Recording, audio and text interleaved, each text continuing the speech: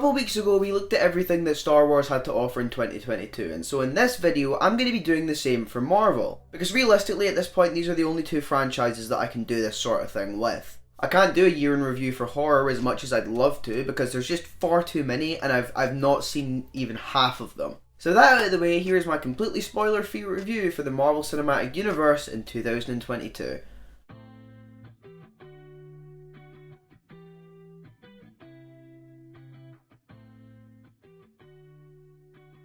I like Moon Knight. Now yes, you can rightfully complain about the lack of Jewish representation because there isn't enough there and there should be more. You can also, at a push, complain about the lack of comic accuracy. I'm not going to do that because A, I don't really know his comic book history, and B, I don't really care. You know, if I'm watching a Spider-Man movie, I don't want them to go beat by beat over stuff I've seen in the comics because then what's the point in watching it? I've seen it already.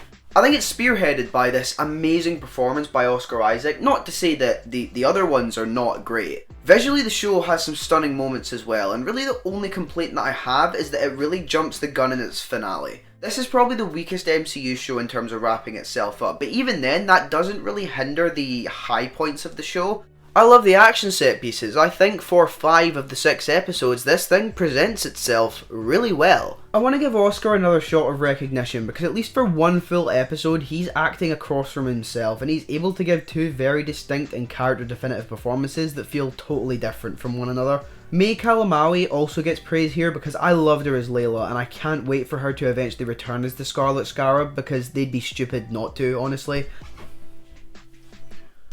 I would have just told you that I've checked out this film before. There's a video on the channel that you can go and watch right now.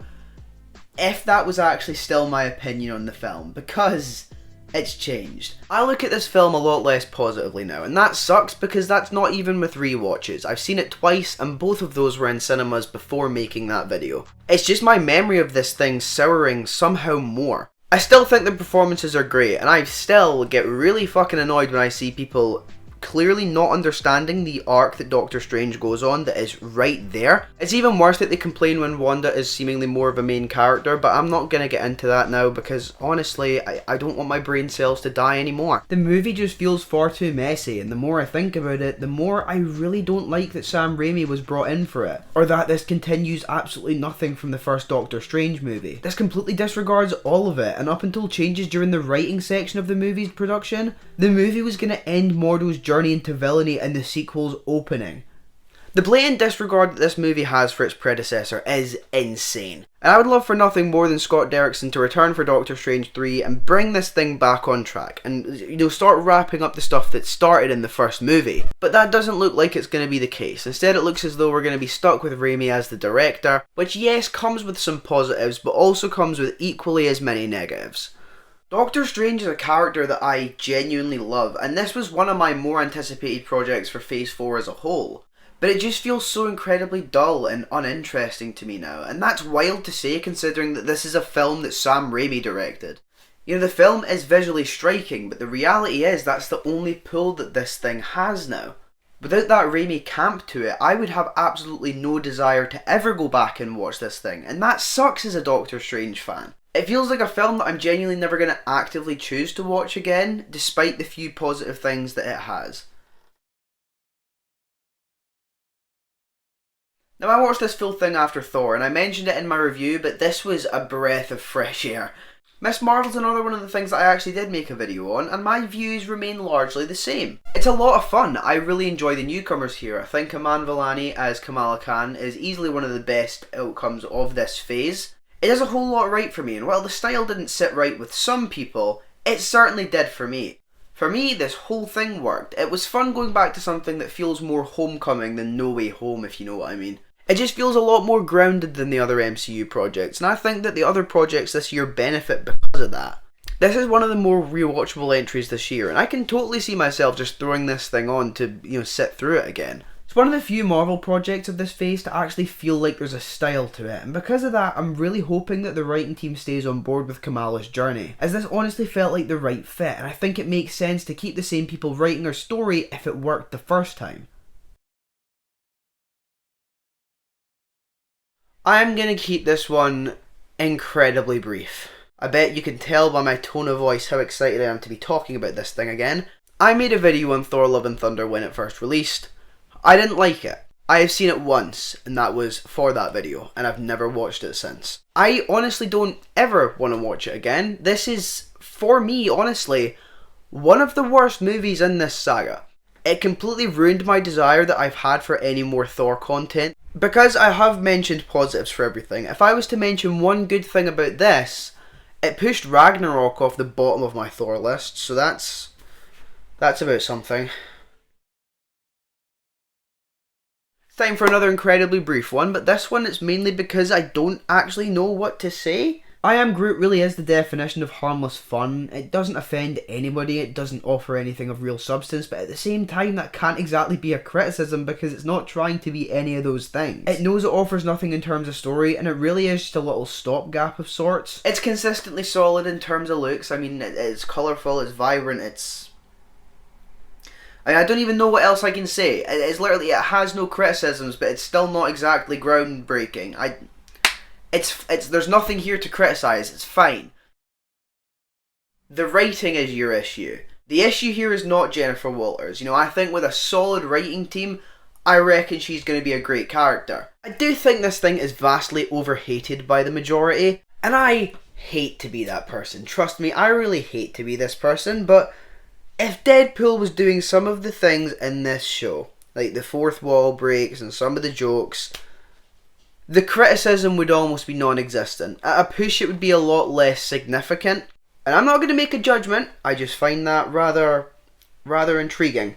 I just think it's really interesting and almost sort of telling what people are mad about in this show. You don't find it funny, and that's apparently enough to call it categorically awful. That's okay to say in itself until you realise that people seem to be forgetting that comedy in itself is incredibly subjective. In fact, it's probably the most subjective thing in film, and just in general. So with that in mind, it's difficult to use comedy as a reason to say that something is categorically bad. That's just not how it works. This thing is aiming to be a comedy. It's literally written as a slapstick at times.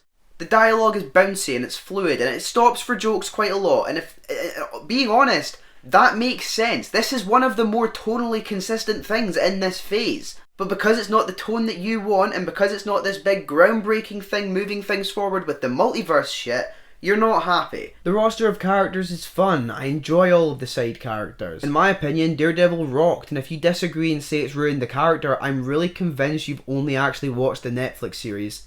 Honestly, the finale is probably my favourite MCU show finale so far. It's the only one that hasn't jumped the gun, it hasn't ditched its tone in favour of an entirely new one, and it completely threw me off. And in retrospect, it's probably not that unexpected, but at the time I didn't expect it because of how used to I'd become with this Marvel formula. But I don't know, if the only thing that you really criticise is stuff so inconsequential and stuff that plays no part in affecting the story, and you're still going with that as your main narrative for the entirety of a show, I don't know, man. I'm just gonna, by default, assume that there is some sort of agenda there. And also, I hate to be very antagonistic, but if you're one of these people that, your main criticism of this show and your reason for calling it shit is that the CGI is bad, just piss off, please, because the CGI, it's on par with 90% of other Marvel projects, and you were quiet a lot of the time then. Upon release, this was my favourite thing in Phase 4 of the MCU, and I'm delighted to announce now that things are finished. It still is. Werewolf by Night is another review that already exists on my channel. My thoughts remain largely the same, if not a little bit stronger, so if you want more in-depth opinions about that, then you can go and check that one out. The link will be down in the description below. I do still absolutely adore this and everything it accomplishes. This thing is already one of my most rewatched MCU entries because there's just so much in that short runtime. My only complaint is that it isn't long enough. Like, I would jump at the chance to have seen this as a movie instead of a special. Michael Giacchino is an incredibly talented director, and as long as he's able to chime into the MCU with a touch of horror every so often, I'm perfectly happy to keep following this thing. Jack Russell is genuinely my favourite newcomer from this phase, and that's not for any sort of bias reason because I did not know about this character's existence before this show. This is my introduction not only to this character, but this actor as well. The performance was just so great, it was so layered that I have a hard time not being in awe of the quality here. Black Panther Wakanda Forever is an improvement for me in the first film in almost every single way, but I say that as someone who isn't overly keen on the first film, so make of that what you will. This is probably the best acted movie from this phase. In fact, no, it is the best acted movie from this phase. I was debating saying Spider-Man No Way Home because of Tom Holland and Andrew Garfield, but really, it's this one. There's not much of a debate, people. We have Letitia Wright delivering this awesome and complex performance as Shuri. We've got the absolute fucking powerhouse display from Angela Bassett. Like, there is not a single missed mark here, and I find that astonishing. Namor is 100% the best villain from the Marvel Cinematic Universe's fourth phase. Yes, I'm aware that this fourth phase is the same one that houses Spider-Man No Way Home. No, I will not change my statement. Thank you very much. I was incredibly worried that this film was going to use the passing of Chadwick Boseman as its larger emotional hook, and while that still is a cloud that haunts the film, I barely see it went the way I'd expected. The honouring of Chadwick Boseman acts as bookends to the film, and it's done with so much poise that the film deserves an award for that alone. I absolutely adore this film, and after a second and third viewing, this thing has become one of my favourite MCU movies. I honestly think that, character bias aside, this thing would be top of my list. It's going to be downright impossible for me to give this any sort of comparison to the other special presentation this year in Werewolf by Night. And even if I tried to, honestly I don't think that would be fair because these are two strikingly different things. I'm really impressed with the special presentation format so far because they've been these great little entries into the MCU that they just flesh things out a little bit more. They add their own little flair, their own little style. And this one in particular earns its place among some of the better titles in this phase. Mantis and Drax have become two of my favourite comedy-centric characters from this. And I'm going to be honest, until now I haven't really understood the appeal behind Drax, and I think he severely benefits from the fact that his punchline is essentially killing a punchline. But here Bautista is able to really strike up a fun partnership with Palm as Mantis, and I loved their dynamic. Kevin Bacon was also fun as hell too, and the music? This thing was great. This thing did the impossible and created a non-horror Christmas content that I wholeheartedly enjoy, and now I don't officially hate all Christmas songs. Overall, I'd say it's been a relatively successful year for Marvel. While at times some of the stuff has been a little generic, really there's only two projects that I can say I don't really care for. Honestly, it's a shame considering that both of those are two of the movies that we got, which used to be the main outlier for this content. But in return I got some excellent shows like Miss Marvel and the special presentations in Werewolf by Night and the Guardians of the Galaxy Holiday Special. It is a really mixed bag in a weird way because while I think the films take up more of the pie, I think the quality of the smaller sections of pie almost negate the need for the bigger chunk that isn't as good. But with weird analogies out of the way, feel free to get down in the comments and let me know what you think of this year in Marvel. I'd be intrigued to see what your reaction is to the shows and the films. I don't know why I paused. Leave a like and subscribe if you enjoyed the video. As always, I've been Jordan. Thank you so much for watching, and I'll see you all next time.